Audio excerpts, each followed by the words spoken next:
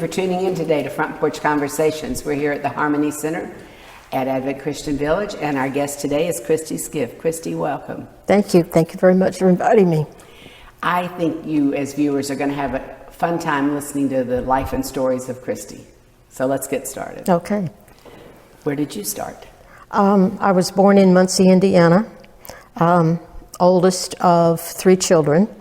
At the age of 5, my parents decided to follow my mother's family who had moved to Miami, Florida. And so that's where I was raised until 1978 when we moved to Knoxville, Tennessee as a family. And before that, you went to FSU? I did. I graduated from high school in 64 and went immediately to FSU. Got a Bachelor of Science in Nursing and graduated from FSU in March of 68 and got married in May of 68. Tell us a little bit about your early childhood. Early childhood, okay. My parents, since they had moved, my father's family was still in Indiana, and his mom and dad had a farm. So we would go a couple of times a year up to the farm, and it was always great fun for a city girl to go and gather eggs from the hen house and pick the tomatoes and see all the animals. I had cousins up there that had horses, and it was great fun. So you would describe that as one of your favorite childhood memories? Yes, definitely. Mm-hmm. And how about your brother and sister? My sister is 22 months younger than me, and then I have a brother that's 5 years younger. An interesting fact that you might find interesting. I was born October the 6th, 1946. My sister was born January 9th, 1949, and my brother was born September 1st, 1951. That must be some kind of family record. Yes. The Guinness Book of World Records. Yes, I think so. I bet it was easier for your parents to remember it that way. Yes, I'm sure. Uh-huh. And where are your siblings now? My sister lives in Jennings, Florida. She's the one that introduced me to Advent Christian. She is an RN and she works at Lake City Hospital as a case manager. So she had the opportunity to place some patients at Good Sam. So she told me about Advent Christian. The day that I drove in, I knew this was God's fingerprints to put me here. And it's been wonderful. I can't explain how warm and welcoming and genuine the people are here. If anybody is looking for a fantastic place to reside, this is it. How long was it from the time you drove in till you moved in? Oh, let's see. I drove in January of 22, put my condo on sale, had to wait until March to sell it because I'd only lived there 2 years, and found the cottage. It had been off of the market. Someone had bought it, and then another fingerprint from God, that deal fell through.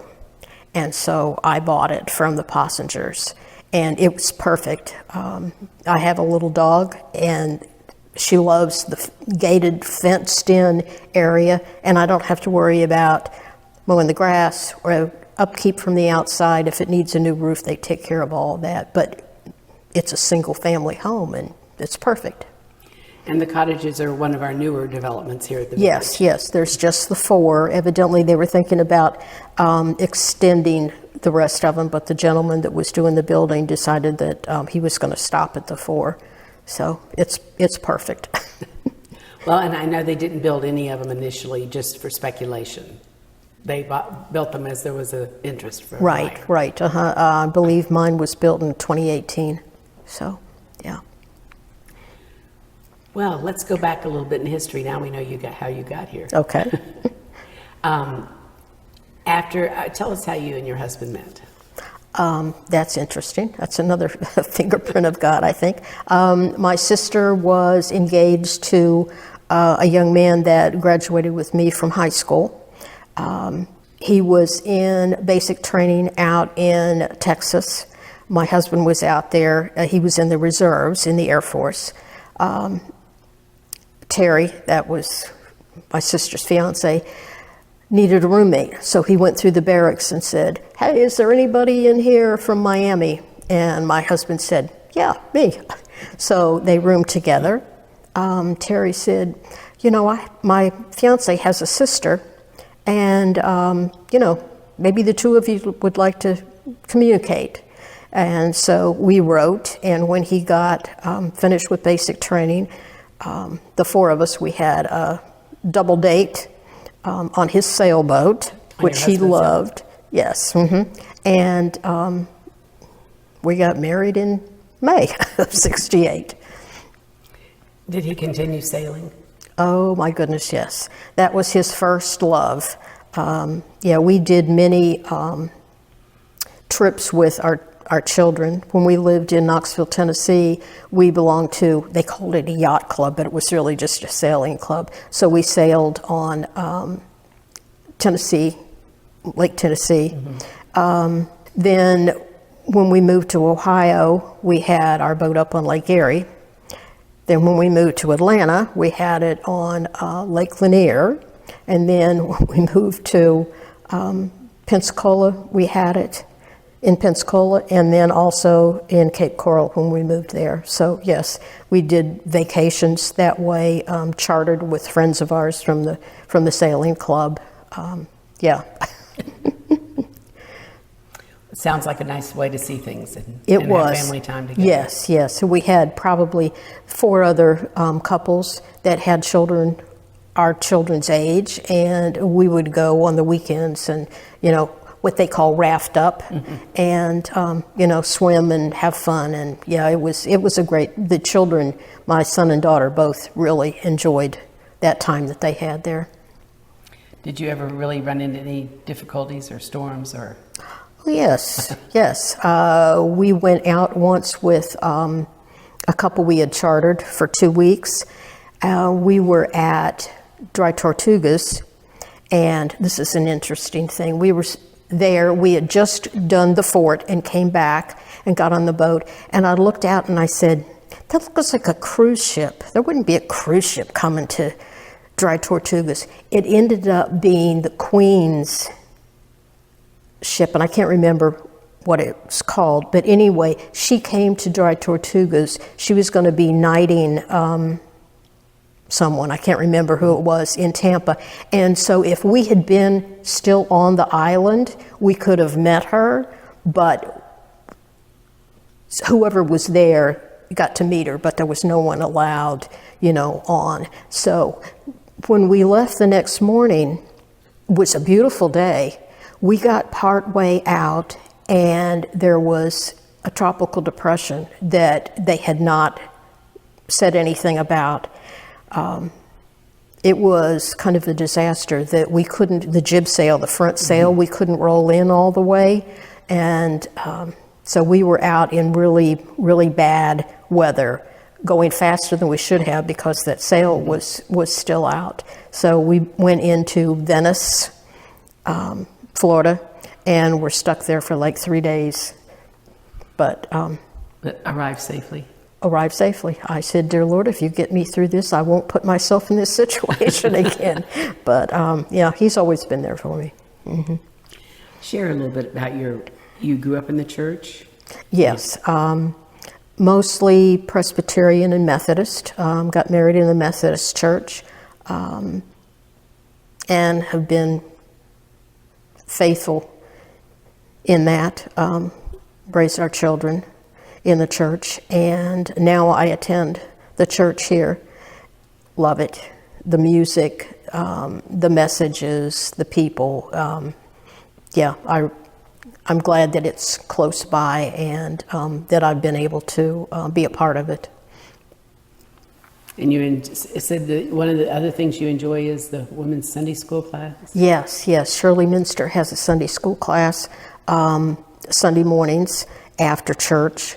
And the ladies there decided that even though it was summer, they didn't want to be apart. So we get together and one person just kind of delivers a message, and we do prayer requests and just to stay connected.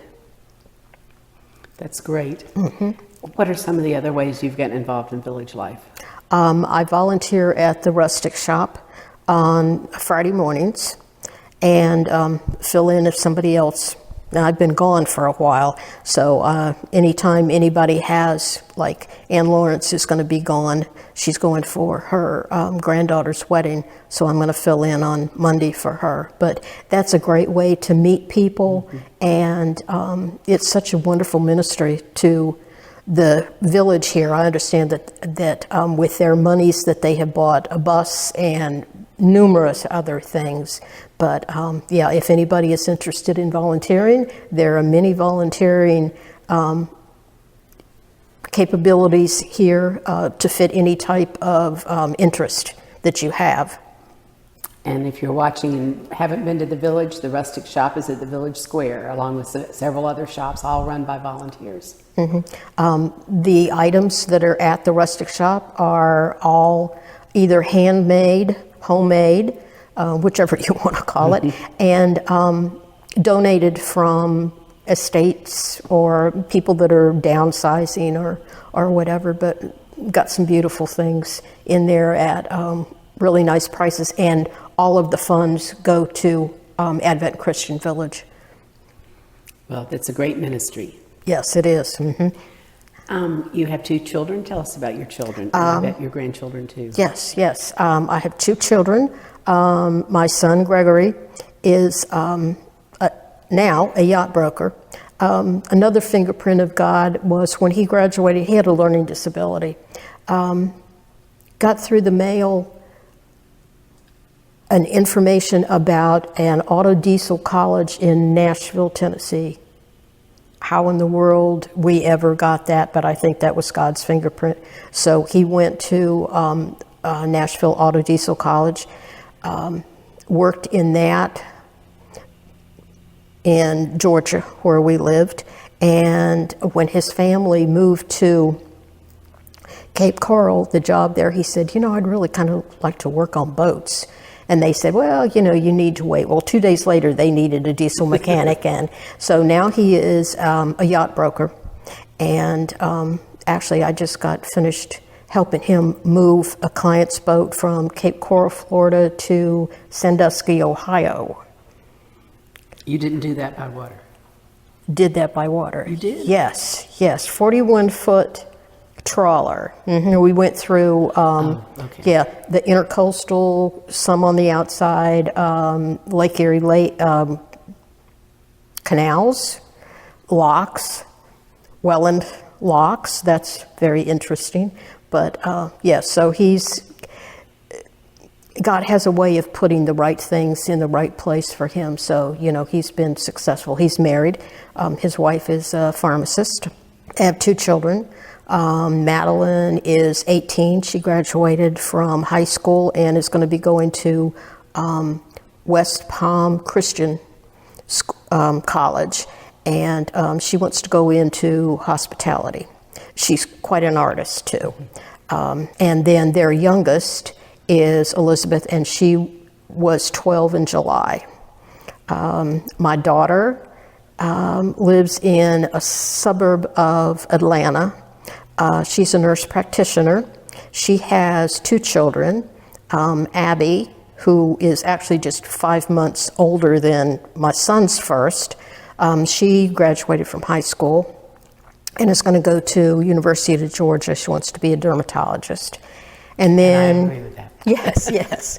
And then their youngest, Nick, is very much into dirt bikes. He's going to a special school that they do learn how to not only ride and race dirt bikes, but to break them down, repair them, how to take care of them, and then the school work online. So yeah, I've got. That's an interesting educational path. Isn't it? Yes, yes, uh-huh. And you get to see them frequently? Not as often as I'd like to. I think that's every grandmother's comment. Yes, yes, but I'm equidistanced between both of them. So the trip with my son was great, even though I didn't do a lot of work with him. Just the mother-son time was precious, you know. So. And part of your thought of moving was to be kind of halfway between both children? Yes, yes, mm-hmm, yeah. Would you share with our viewers something about your nursing career? Because I know it was quite a long one and varied. Yes. When I first started out, I did mostly pediatrics. When we had to move from Ohio to Atlanta, it was the first time that I was closer to work than my husband was. So it was a 100-bed hospital. I was originally the only opening was in OB, which really wasn't my forte. But when I got there, again, fingerprints of God, one of the girls in the recovery room, which is where I wanted to work, took an education job. And so I never had to go to OB. I worked there for 20 years in the operating room. And you said, I thought it was interesting when you mentioned that your supervisor thought employees needed to be cross-trained. Cross-trained, yes. Most places, if you're in the OR, you're in the OR. If you're in what they call the PACU, post-anesthesia unit, you don't cross. But she believed in being cross-trained, so we as recovery room nurses would scrub in as first assistants. So we would hold retractors, cut suture, that sort of thing. Then we also were trained to be the circulating nurse, which is the nurse that is not scrubbed in, but hands off all the sterile supplies to the sterile field and counts all the sponges to make sure that they're all there when you get done. I've heard some stories that may not have happened in some surgeries. Yes, yes, uh-huh. Wow. What are some of your interests and passions? I love to travel. I love to travel. My husband and I started traveling on cruises in 1981, and when I got to 100, I stopped counting. It's a great way to wake up each morning and be in a different port and see different things, but I really love the historical side of traveling now. On my bucket list is Egypt. My sister does not want to go, so I may just go on my own, which I don't have a problem with anymore. I know that I'm not alone. He's sitting right there. So that. What is the longest cruise you've been on? 18 days, and it was a transatlantic. Very interesting. We left from Rome, and we were supposed to go to Iceland, but that's when one of the hurricanes had gone up. Yeah. But we did go to Greenland, which is very interesting because Iceland and Greenland really should switch names. Greenland, we went in there, it was very interesting. Mountainous, just a little strip of where the villagers lived. They were so happy to see visitors. They closed the school down so that the school children, they sang a song for us. We went by where all of the fish come in, and they were preparing the fish. So that was the longest. Went to New York City and then back to Fort Lauderdale. What you said you want to go to Egypt. Yes. What other trips do you have in mind? Oh, I would like to go and do some of the, like Teton National Park, some things in the United States. I've seen the Grand Canyon, which is wonderful, but I would like to do some of the, and you had told me that Teton is one of your favorites, so yes, I will have to put that on my bucket list as well. And I went for the first time ever to the Grand Canyon in March, and you can see a million pictures of it, and nothing does it justice, no matter what photographer it is. That's right, yes. And I guess it's because it is so grand, you can't even imagine it until you see it. And then when you're seeing it, you're like, and then you turn your head and it's a whole different picture. Right, to think how God made that beautiful canyon with all the colors and everything, yeah.